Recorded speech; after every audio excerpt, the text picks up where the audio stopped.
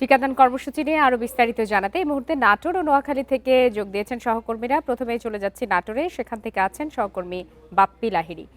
বাপ্পি, নোয়াখালীতে টিকাদান কর্মসূচির বিষয়ে মানুষ কতটা সচেতন এবং প্রথম দিনে কি পরিমাণ শিশুকে টিকাদান কর্মসূচির আওতায় আনা সম্ভব হয়েছে?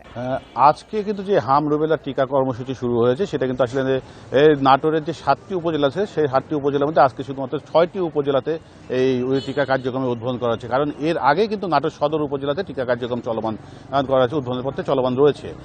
সেহেতু নাটোরে আজকে যখন সিংড়া উপজেলায় এই হাম রুবেলা টিকা কার্যক্রমে উদ্বোধন করা হয়, এরপর থেকে কিন্তু আমরা দেখেছিলাম যে অভিভাবকরা তাদের সন্তানদের নিয়ে কিন্তু আসলে স্বতঃস্ফূর্তভাবে নিজ আগ্রহে কিন্তু তারা আসলে টিকা দিতে এসেছে। তবে এই টিকাদান কর্মসূচির পরবর্তীতে আমরা যখন বেলা 2টার দিকে কিন্তু আসলে নাটোরের স্বাস্থ্য বিভাগের যেমন সিভিল সার্জনের সাথে কথা বলেছেন, তিনি কিন্তু আমাদেরকে জানিয়েছিলেন প্রায় 2100 টিকা তাদের কিন্তু দেওয়া হয়েছে। তবে সেই সঠিক তথ্যটা তারা সেই মুহূর্তে কিন্তু আমাদেরকে জানাতে পারেনি। তবে পরবর্তীতে যে 4টা পর্যন্ত তাদের টিকাদান কর্মসূচি চলমান হয়েছিল, সেই 4টার পর কিন্তু আসলে তারা সঠিক তথ্য দিতে পারবে বলে আমাদেরকে জানিয়েছেন। এর বাইরে কিন্তু আসলে যে এখন পর্যন্ত যে আজকে টিকাদান কর্মসূচি রয়েছে, এখানে কিন্তু আসলে নাটোর জেলার যে 6টি উপজেলা এই 6টি উপজেলা কিন্তু 1,73,339 জন শিশুকে টিকা দেওয়ার লক্ষ্যমাত্রা এখানে নির্ধারণ করা হয়েছে। যেহেতু নাটোর প্রথম যে 30টি উপজেলার মধ্যে নাটোরের সদর উপজেলা ছিল রেড জোন হিসাবে, সেই হিসাবে কিন্তু আসলে নাটোরের যে টিকার কার্যক্রম 5 এপ্রিলে শুরু হয়েছিল, সেই টিকা কার্যক্রমে কিন্তু আসলে তারা 100% লক্ষ্যমাত্রা পূরণ করেছে। যার কারণে কিন্তু আসলে নাটোরের যে হামের যে প্রভাবটা, সেই হামের প্রভাবটা কিন্তু সেইভাবে বৃদ্ধি হয়নি, বরঞ্চ যে নাটোরের যে হামের রোগীর সংখ্যাগুলো ছিল, সেই রোগী কিন্তু আসলে অনেকটাই সুস্থ হয়ে তারা বাড়িতে ফিরে গেছেন, এমন তথ্য কিন্তু আমাদেরকে জেলা সিভিল সার্জনের পক্ষ থেকে জানানো হয়েছে। তবে সব মিলিয়ে এখন পর্যন্ত যে টিকাদান কর্মসূচিটা চলছিল, সেই টিকাদান কর্মসূচিতে কিন্তু আসলে সাধারণ মানুষকে আমরা প্রতিটা কেন্দ্রেই দেখেছি যে তারা তাদের সন্তানদের নিয়ে কিন্তু আসলে টিকা দিতে যাচ্ছেন, যে তারা টিকা দিচ্ছেন। যে নাটোর জেলা কিন্তু এই 6টি উপজেলায় যে 2300 টিকাদান কেন্দ্র ঘোষণা করা হয়েছে, এর মধ্যে শিক্ষা প্রতিষ্ঠান সহ যে অস্থায়ী যে টিকাদান কেন্দ্র বা যে পৌরসভা পরিচালিত টিকাদান কেন্দ্র, সেই টিকাদান কেন্দ্রগুলোতেও কিন্তু এখন প্রতিদিন কিন্তু আসলে এই টিকা দেওয়া হবে বলে এখানকার স্বাস্থ্য বিভাগের পক্ষ থেকে আমাদের জানানো হয়েছে। সব মিলিয়ে এখন যে জিনিসটা আমরা দেখেছি যে এই গত কয়েকদিন আগে যে টিকার প্রতি একটা বিরূপ মনোভাব ছিল যে আসলে টিকাগুলো দেওয়া যাবে কিনা, অভিভাবকরা অনেকটাই অসচেতন হয়েছিল যে টিকাটা কি হবে। তবে এখন কিন্তু আজকে যে শুরুর পর থেকে আমরা দেখেছি যে যে অভিভাবক তারা কিন্তু তাদের সন্তানকে টিকা দিতে যাচ্ছে। আর জেলার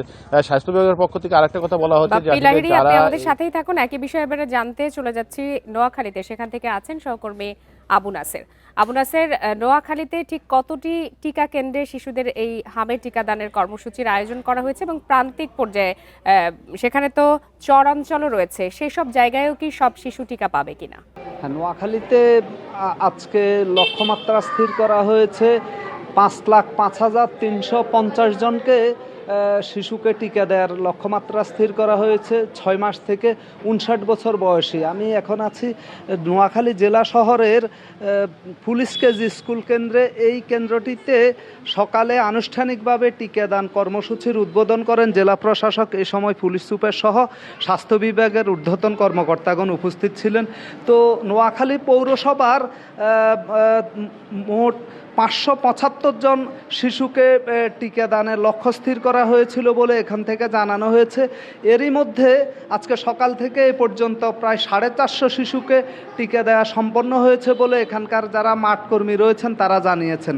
পাশাপাশি জেলার একেবারে প্রায় 2700 শিক্ষা প্রতিষ্ঠান, স্কুল এবং মাদ্রাসা মিলিয়ে 2700 শিক্ষা প্রতিষ্ঠানে আজকে একযোগে এই টিকাদান কর্মসূচি চালানো হচ্ছে।